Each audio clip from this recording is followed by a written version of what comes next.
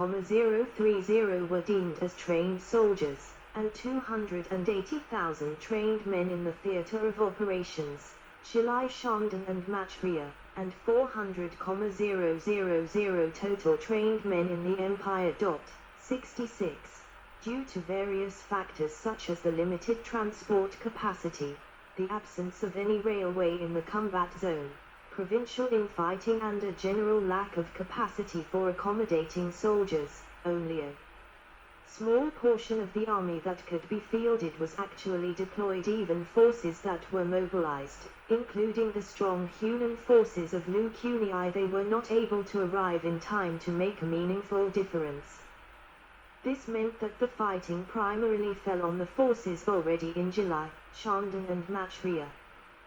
This was a similar situation as what occurred in the Opium Wars, as the much larger Chinese army found itself outnumbered in those conflicts as it did this one. 68. Wu Dacheng, organizer of Pila Cluster Matrian army who fled during the Battle of Yingkou. Chinese forces were also far behind the Japanese in terms of support services. There was a complete absence of engineers, quartermasters, transportation, signal and medical troops. Hired labor, coolies, often performed transportation duties and rudimentary engineering tasks. Supply was organized by the province where the soldiers were fighting and left to civilian officials assigned as quartermasters, and a few doctors were attached to the army at the rear. This lack of adequate supply organization led to some units receiving the wrong ammunition for their rifles, on the presumption they possessed rifles. 68. The basic tactical unit of the Chinese army was the battalion, Ying.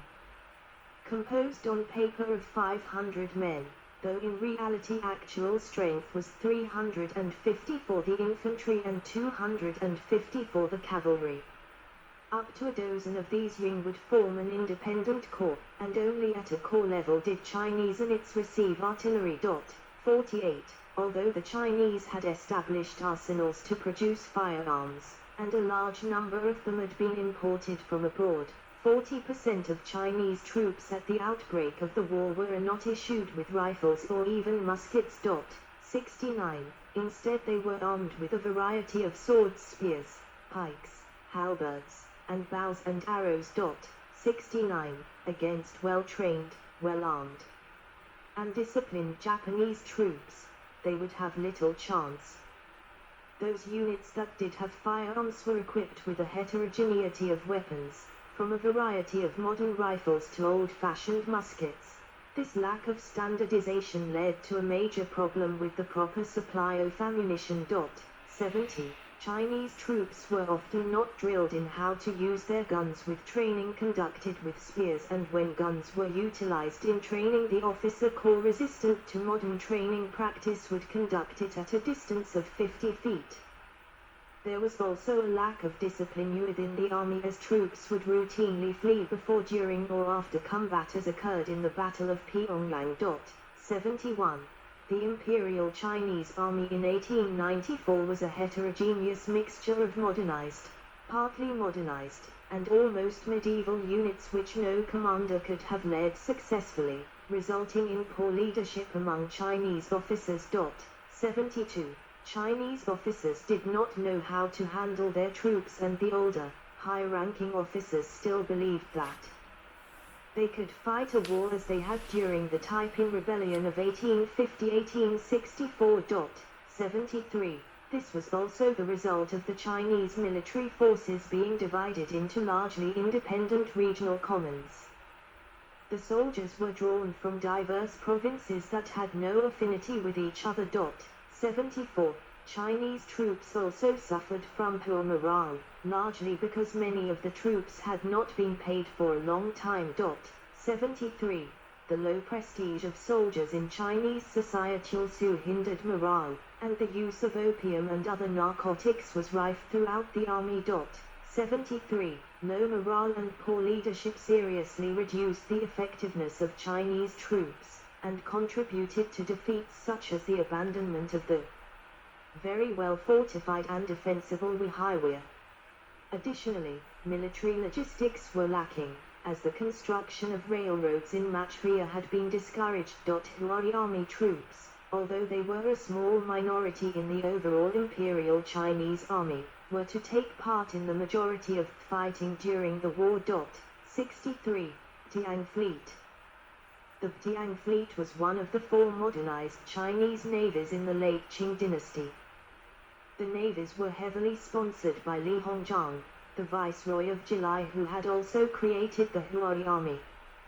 The Tiang Fleet was the dominant navy in East Asia before the First Sino-Japanese War. The Japanese themselves were apprehensive about facing the Chinese fleet, especially the two German-built battleships Dingyuan and Jiniwan, to which the Japanese had no comparable counterparts. 54. However, China's advantages were more apparent than real, as most of the Chinese warships were overage and obsolescent. Winking sad smiley. 54.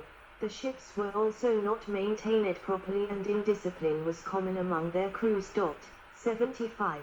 The greater armor of major Chinese warships and the greater weight of broadside they could fire were more than offset by the number of quick-firing guns on most first-line Japanese warships, which gave the Japanese the edge in any sustained exchange of salvos. 54. The worst feature of both Chinese battleships was actually their main armament.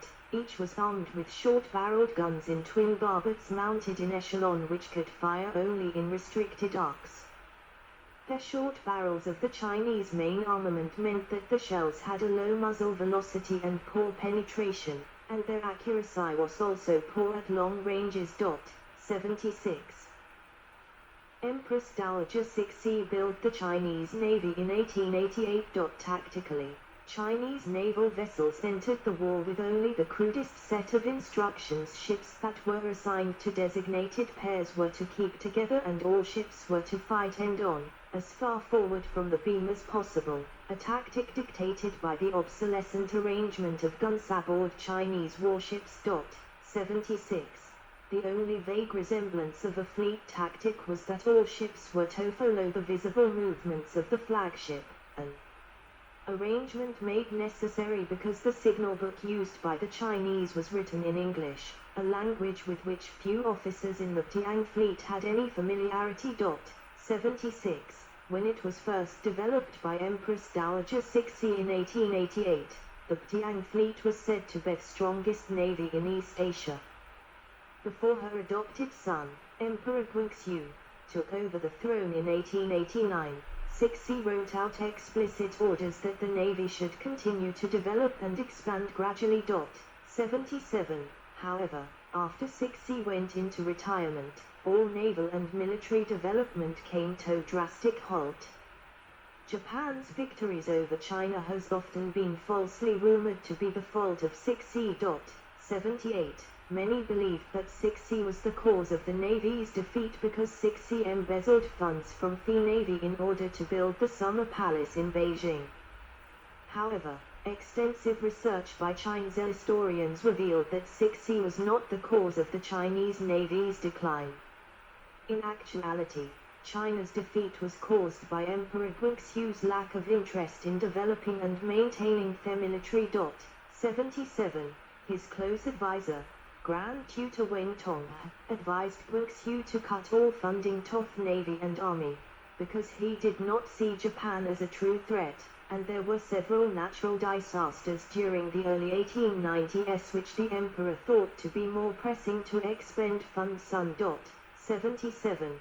The total strength of the entire Imperial Chinese Navy was sad smiley 79, 2 battleships. 1 coastal battleship, often labeled as an armored cruiser. 5 unprotected cruisers. 5 protected cruisers. 1 auxiliary cruiser. 7 small cruisers. 4 torpedo gunboats. 34 gunboats. 28 small gunboats. 30 torpedo boats. 9 armed transports. Dingyuan, the flagship of the Tiang Fleet. Jiniwan Tiang Fleet Qing Dynasty. Major combatant cyan-clad battleships. Dingyuan, flagship. Jiniwan armored cruisers. King Yuan, Lai-1 protected cruisers Chi-Yun cruisers torpedo cruisers Sai-Yun, Kuan-Ping /Kwang-Ping, Kaoyong, Langwea coastal warshipping Iwan corvette Ekwankia other vessels approximately 13 torpedo boats, numerous gunboats and chartered merchant ships. Contemporaneous wars waged by the Qing Empire. While the Qing Empire was fighting the First Sino-Japanese War, it was also simultaneously engaging rebels in the Dungan Revolt in northwestern China, where thousands lost their lives. The generals Dong Fuxian, Ma Enlai and Ma Haiyan were initially summoned by the Qing government to bring the Hui troops under their command to participate in the First Sino-Japanese War, but they were eventually sent to suppress the Dungan Revolt instead. Early stages. The 1st of June, 1894, the Donghak rebel army moves towards Seoul. The Korean government requests help from the Qing government to suppress the revolt. The 6th of June, 1894, about 2,465 Chinese soldiers are transported to Korea to suppress the Donghak rebellion. Japan asserts that it was not notified and thus China has violated the Convention of Tientsin, which requires that China and Japan must notify each other before intervening in Korea. China asserts that Japan was notified and approved of Chinese intervention. 8 June, 1894, first of about 4,000 Japanese soldiers and 500 Marines land at Jemulpo, Incheon. 11 June, 1894, ceasefire during the Donghak Rebellion. 13 June, 1894, the Japanese government telegraphs the commander of the Japanese forces in Korea, Tori Kijuk, to remain in Korea for as long as possible despite the end of the rebellion. 16 June, 1894, Japanese Foreign Minister Mutsumu Niemitsu meets with Wang Fengzhou, the Qing ambassador to Japan, to discuss the future status of Korea. Wang states that the Qing government intends to pull out of Korea after the rebellion has been suppressed and expects Japan to do the same. However, China retains a resident to look after Chinese primacy in Korea. 22 June, 1894, additional Japanese troops arrive in Korea. Japanese Prime Minister Hirogumi tells Matsuka Tamayoshi that since the Qing Empire appear to be making military preparations, there is probably no policy but to go to war. Mutsu tells Tori to press Korean government on the Japanese demands. 26 June, 1894, Tori presents a set of reform proposals to the Korean King Gahong. Gahong's government rejects the proposals and instead insists on troop withdrawals. 7 July, 1894, failure of mediation between China and Japan arranged by the British ambassador to China. 19 July, 1894, establishment of the Japanese Combined Fleet, consisting of almost all vessels in the Imperial Japanese Navy. Mutsu cables Tori to take any necessary steps to compel the Korean government to carry out a reform program. 23 July, 1894, Japanese troops occupy Seoul, capture Gahong, and establish a new, pro-Japanese government, which terminates all Sino-Korean treaties and grants the Imperial Japanese Army the right to expel the Qing Empire's Tiang Army from Korea. 25 July, 1894, First Battle of the War, the Battle of Pungdo /Hotooki Kaizen events during the war. Opening troop movements. By July 1894, Chinese forces in Korea numbered 3,500 and they were outnumbered by Japanese troops. They could only be supplied by sea through Aizen Bay. The Japanese objective was first to blockade the Chinese at Aizen and then encircle them with their land forces. Japan's initial strategy was to gain command of the sea, which was critical to its operations in Korea. 80. Command of the sea would allow Japan to transport troops to the mainland. The Army's 5th Division would land at Kimulpo on the western coast of Korea, both to engage and push Chinese forces northwest up the peninsula and to draw the Tiang fleet into the Yellow Sea, where it would be engaged in decisive battle.